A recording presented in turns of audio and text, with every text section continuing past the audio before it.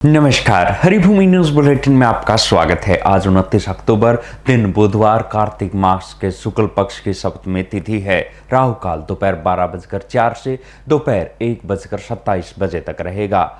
आज हरियाणा में आंशिक रूप से बादल छाए रहने व कहीं कहीं हल्की बूंदाबांदी की संभावना है। अब नजर डालते हैं आज के प्रमुख हेडलाइंस पर। आंध्र प्रदेश के तट से टकराया मेंता तूफान, 72 फ्लाइट व 120 ट्रेनें रद्द।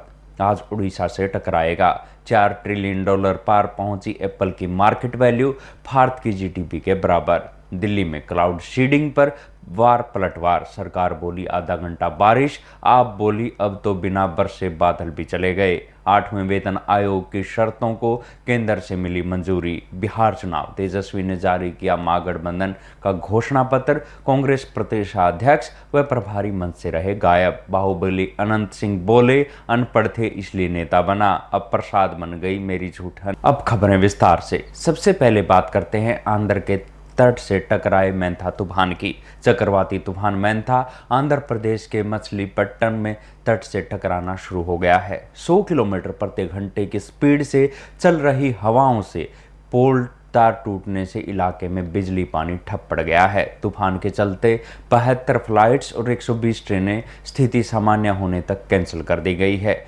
भारतीय मौसम विज्ञान विभाग के अनुसार बंगाल की खाड़ी के ऊपर बने मेंथा तूफान का केंद्र अभी आंध्र प्रदेश के मछलीपट्टनम में 90 किलोमीटर, काकीनाडा से 90 किलोमीटर और विशाखापट्टनम से 220 किलोमीटर दूर है, जो 15 किलोमीटर प्रति घंटे की रफ्तार से बढ़ रहा है। उड़ीसा से तूफान बुधवार सुबह टकराएगा। इसका असर आंध्र प्रदेश, तमिलनाडु, बंगाल और उड़ीसा के जिलों में देखा जा रहा है। इन राज्यों में 80 से 90 किलोमीटर तक की हवाएं चल रही है। चारों तटीय राज्यों के तटीय इलाकों से 50,000 से ज़्यादा लोगों को सुरक्षित स्थानों पर पहुंचा दिया गया है। तूफान के चलते केरल, कर्नाटक, छत्तीसगढ़, मध्य प्रदेश, महाराष्ट्र, राजस्थान और झारखंड में अगले 3 दिन तक बारिश हो सकती है। थाईलैंड ने तूफान मेंथा का ये नाम दिया है। थाई भाषा में इसका अर्थ है सुगंधित फूल। मंगलवार सुबह से ही आंध्र, तमिलनाडु, बंगाल और उड़ीसा के तटीय जिलों में बारिश और 90 से 110 किलोमीटर की रफ्तार से आंधी चल रही है। और अब बात करते हैं आईफोन निर्माता कंपनी एप्पल की। एप्पल का मार्केट कैप पहली बार $4 ट्रिलियन यानी 353 लाख करोड़ रुपए के पार पहुंच गया है। यह आंकड़ा भारत की जीडीपी के बराबर है। आईएमएफ के मुताबिक भारत की जीडीपी अभी $4.13 ट्रिलियन यानी 364 लाख करोड़ है। एनवीडिया और माइक्रोसॉफ्ट के बाद एप्पल तीसरी कंपनी है जिसने यह आंकड़ा पार किया है। एनवीडिया $4.71 ट्रिलियन की मार्केट वैल्यू के साथ दुनिया की सबसे वैल्यूएबल कंपनी है। माइक्रोसॉफ्ट दुनिया की दूसरी सबसे वैल्यूएबल कंपनी है। इसका मार्केट कैप $4.06 ट्रिलियन यानी 358 लाख करोड़ रुपए है। आईफोन 17 की लॉन्चिंग के बाद एप्पल का शेयर 15% चढ़कर 28 अक्टूबर को $269.87 के अपने डे हाई पर पहुंच गया था, जिससे कंपनी का मार्केट कैप बढ़कर पहली बार $4 ट्रिलियन के पार पहुंच गया। अभी कंपनी का शेयर 0.11% की गिरावट के साथ $268.51 यानी $23,698 कारोबार कर रहा है।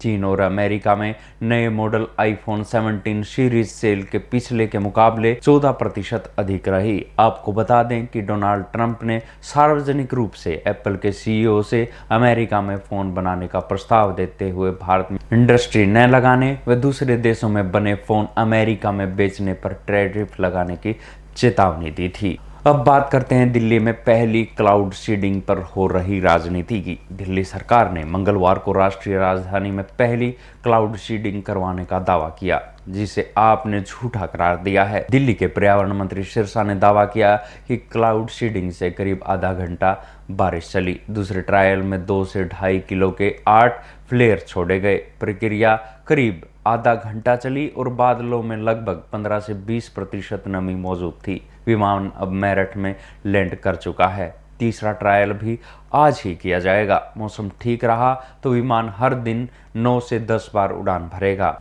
आईआईटी कानपुर के विशेषज्ञों का मानना है कि इस प्रक्रिया के बाद 15 मिनट से 4 घंटे के भीतर बारिश हो सकती है। दिल्ली सरकार का लक्ष्य है कि सर्दियों से पहले वायु गुणवत्ता में सुधार हो सके, जब प्रदूषण सबसे ज्यादा होता है। ये कोशिश एनवायरमेंट एक्शन प्लान 2025 का हिस्सा है। ट्रायल से जो डाटा मिलेगा वो भविष्य में क्लाउड सीडिंग को बड़े पैमाने पर लागू करने में मदद करेगा।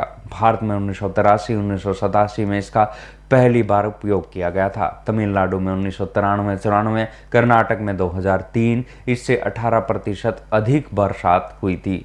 2017 से 19 के बीच 276 बादलों पर यह प्रयोग किया गया। आप नेता सौरभ भारद्वाज ने दिल्ली सरकार के दावों को झूठा बताते हुए कहा कि केमिकल छिड़कने के बाद पहले 2-3 बादल थे, अब वो भी चले गए हैं। कानपुर से स्पेशल विमान ने उड़ान भरी थी। विमान ने खेकड़ा, बुराड़ी, मयूर विहार इलाके में 6000 फीट की ऊंचाई पर बादलों में दोपहर 2 बजे केमिकल छिड़का।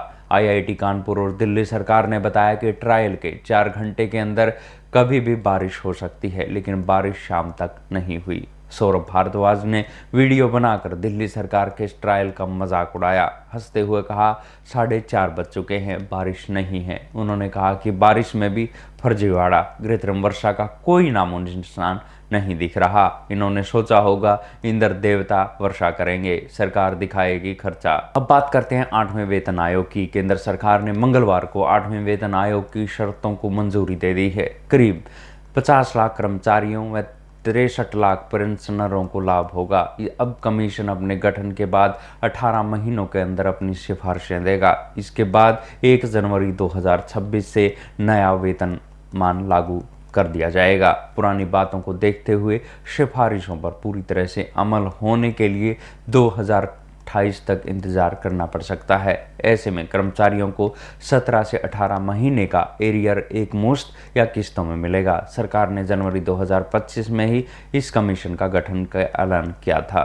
कमीशन की चेयरमैन सुप्रीम कोर्ट की पूर्व न्यायाधीश रंजन प्रकाश देसाई होंगी। आईआईएम बेंगलुरु के प्रोफेसर पुलक घोष पार्ट टाइम मेंबर और पेट्रोलियम एंड नेचुरल गैस के सेक्रेटरी पंकज जैन 8वें वेतन आयोग के मेंबर सेक्रेटरी होंगे। 7वें वेतन आयोग में फिटमेंट फैक्टर 2.57 था। 8वें में ये 2.46 हो सकता है। 6वां वेतन आयोग ये 20 अक्टूबर 2006 को स्थापित हुआ था। रिपोर्ट मार्च 2008 में तैयार होकर सरकार के पास पहुंची। अगस्त 2008 में रिपोर्ट को मंजूरी मिली और सिफारिशें 1 जनवरी 2006 से लागू हुई। 7वां वेतन आयोग फरवरी 2014 में बना और मार्च 2014 तक टर्म ऑफ रेफरेंस फाइनल हो गए।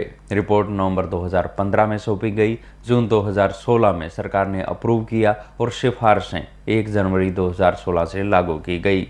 और अंत में बात करते हैं बिहार विधानसभा चुनाव में महागठबंधन व बाहुबली अनंत कुमार की। महागठबंधन में सीट शेयरिंग से शुरू हुई खींचतान अब भी खत्म होती नहीं दिख रही है। मंगलवार को महागठबंधन के सीएम फेस तेजस्वी यादव ने आरजेडी के मंच से अकेले घोषणा पत्र जारी कर दिया। कांग्रेस के प्रदेशाध्यक्ष व प्रभारी भी इस दौरान तेजस्वी के मंच से गायब रहे, परंतु कांग्रेस प्रवक्ता पवन खेड़ा व राज्यसभा सांसद अखिलेश सिंह मौजूद रहे। महागठबंधन को बिहार का तेजस्वीकरण नाम दिया गया है, जिसमें हर परिवार को एक नौकरी के साथ हर घर में 200 यूनिट फ्री बिजली, प्रतियोगी परीक्षाओं के फॉर्म की फीस फ्री, 25 लाख तक का स्वास्थ्य बीमा, सरकारी बसों में महिलाओं की फ्री यात्रा, परीक्षार्थियों को फ्री कोचिंग व ट्रेनिंग का वादा किया गया है। घोषणा पत्र जारी करते हुए तेजस्वी ने एक बार फिर एनडीए पर तंज कसते हुए कहा, भाजपा ने नीतीश कुमार को पुतला बना दिया है। हमें केवल सरकार ही नहीं बनानी बल्कि बिहार बनाने का काम करना है। उधर मोकामा में जेडीयू उम्मीदवार अनंत सिंह ने एक इंटरव्यू में कहा कि वो अनपढ़ थे इसलिए नेता बन गए। मेरी झूठन भी अब प्रसाद बन गया। उन्होंने बेबाकी से कहा, हाँ एकदम, हम तो हरदम सरकार से कहते हैं कि 60 साल की उम्र हो जाए तो उसकी टिकट बंद कर दे। हम तो लाचार थे, पत्नी तैयार नहीं हुई, बेटा की भी उम्र नहीं था, अभी तो पढ़ रहा है। हमने कहा कि तुम थोड़ा पढ़ के आओ, जमाना बदल गया, पहले काम वाम कुछ चल जाता था, लेकिन अब इतना पड़ गया तो हमारे जैसा वो नहीं करेगा। उन्होंने कहा, मैं अभी भी राजनीति में फिट नहीं बैठता हूँ। हम जनता के लिए रात दिन काम करते हैं, लेकिन अब बात विचार अंग्रेजी आ जाए तो हम क्या करें, हम काम कर रहे हैं। हमें जात पात की बातें बचपन से ही पसंद नहीं है। जात पात से हमेशा दूर रहे हैं और ये बिल्कुल बेकार है। ऐसी ही खबरों से जुड़े रहने के लिए देखते रहिए हरिभूमि टीवी। और अधिक खबरों को विस्तार से जानना है तो हरिभूमि अखबार पढ़ें या हरिभूमि की वेबसाइट पर जाएं।